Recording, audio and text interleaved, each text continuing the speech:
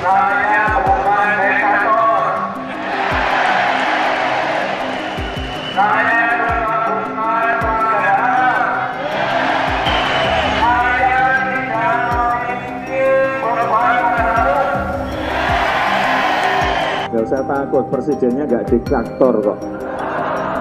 Sekarang di medsos kan banyak yang menyampaikan bahwa Presiden Jokowi itu otoriter, diktator. Masa wajah saya kayak gini, wajah diktator. Dan ternyata kita itu terframing setidaknya terkait narasi-narasi Pak Prabowo adalah diktator, Pak Prabowo adalah dekat dengan Orde Baru, otoriter dan lain sebagainya. Ternyata Pak Prabowo ini tidak. Setelah menjadi presiden, saya rasa Pak Prabowo tidak seperti yang dituduhkan pada saat lalu. Sangat-sangat jauh sekali. Terlebih di bawah kepemimpinan Pak Prabowo, dari kebijakan-kebijakan dan program-programnya itu sangat dekat sekali dengan masyarakat.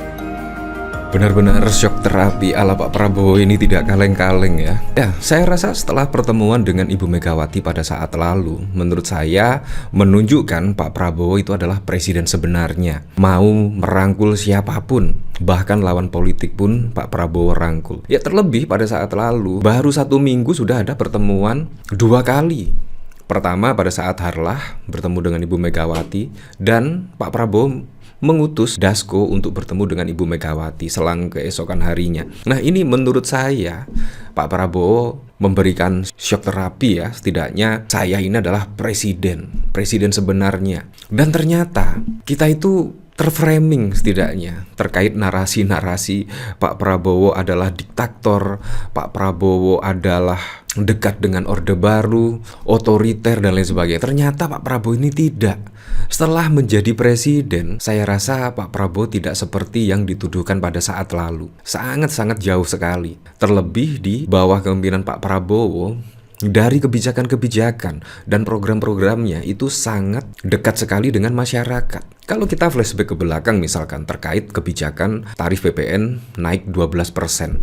Itu konon katanya di zaman Pak Jokowi itu sudah ada terkait kenaikan PPN 12%. Tetapi Pak Prabowo menolaknya. Hanya Pak Prabowo yang bisa menolak tarif PPN 12%. Dan akhirnya ditolak. Terlebih lagi banyak kasus-kasus korupsi yang sudah diungkap di zaman pemerintahan Pak Prabowo. Bahkan juga mengungkap Pertamina yang pada saat lalu merugikan negara ratusan triliun, PT Timah, terus ada lagi Wilmar Group dan lain sebagainya yang merugikan negara 11 triliun dan lain sebagainya. Itu sangat keren sekali di zaman pemerintahan Pak Prabowo. Jadi framing-framing jahat kepada Pak Prabowo yang dibangun oleh Pak Jokowi sendiri pada waktu kampanye itu sangat-sangat tidak terbukti sekali ya. Terlebih saya itu ada ketakutan ketika Pak Prabowo menjabat sebagai presiden. Saya benar-benar takut, wah apakah akan dibredel setidaknya ya terkait aspirasi-aspirasi pemberitaan dan lain sebagainya. Ternyata juga tidak.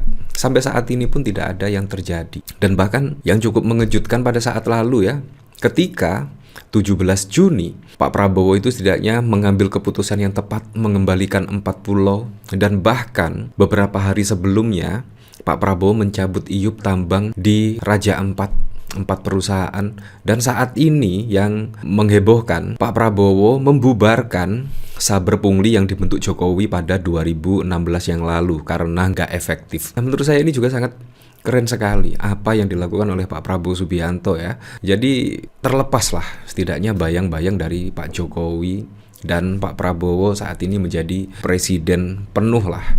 Kalau kita lihat dari CNN ya, Prabowo bubarkan Satgas Saber Pungli bentukan Jokowi. Presiden Prabowo membubarkan Satuan Tugas Sapu Bersih Pungutan Liar Satgas Saber Pungli yang dibentuk pada era pemerintahan Presiden ke-7 Jokowi. Nah ini menurut saya cuma pencitraan saja lah Satgas Saber Pungli dan lain sebagainya. Karena saat ini bukan pungli nominal kecil, melainkan saat ini nominal besar. Bayangkan, korupsinya saat ini triliunan. Jadi menurut saya juga sudah tidak efektif sekali ya Satgas Saber Pungli. Menurut saya pantas kalau Pak Prabowo membubarkan Satgas Saber Pungli ini bentukan Pak Jokowi. Menurut saya Satgas ini hanya pencitraan belaka.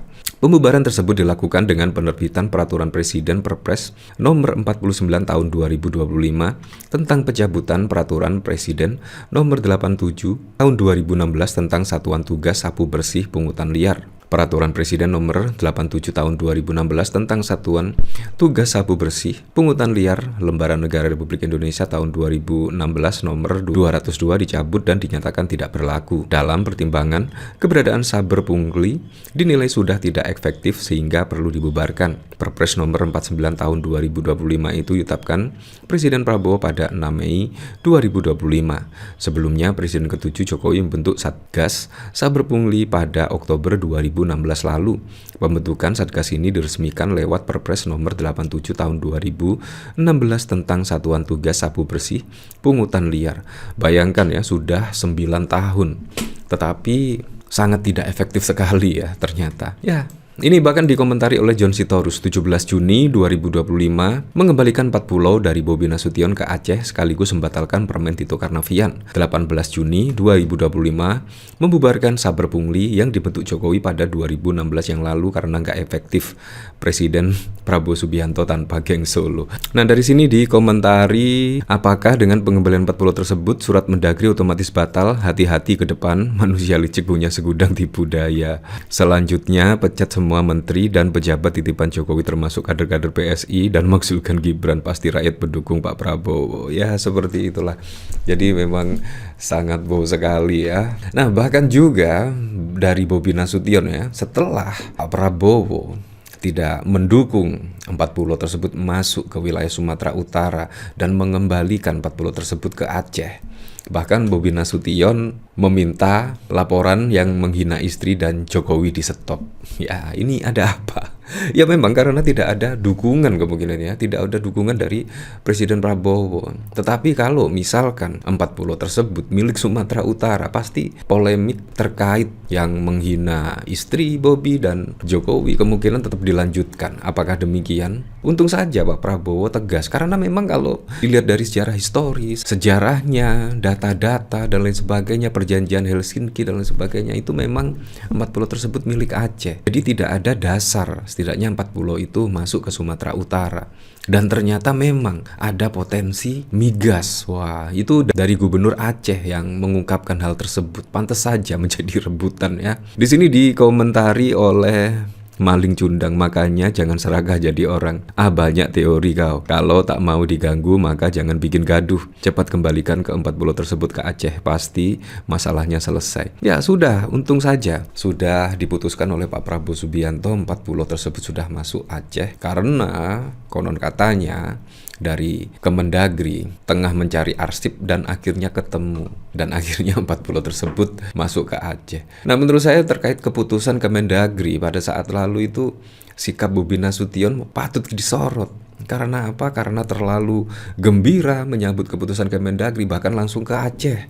Dan bahkan juga akan membicarakan 4 pulau tersebut akan dikelola bersama lah dan lain sebagainya. Menurut saya Bobi Nasution yang memantik ini semua kalau menurut saya, dan akhirnya menjadi rame, viral, masyarakat juga bahkan mengomentari terkait Bobi Nasution, sikap Bobi Nasution. Ya, menurut saya sangat wajar sekali kalau masyarakat Aceh banyak yang marah terkait apa yang terjadi saat ini. Apalagi Bobi Nasution baru menjabat sebagai Gubernur Sumatera Utara, tiba-tiba ada hibah 4 pulau dari Aceh oleh Kemendagri. Kan ini sangat wow sekali. Ya, untuk selengkapnya kita kembalikan lagi ke masyarakat menilainya seperti apa.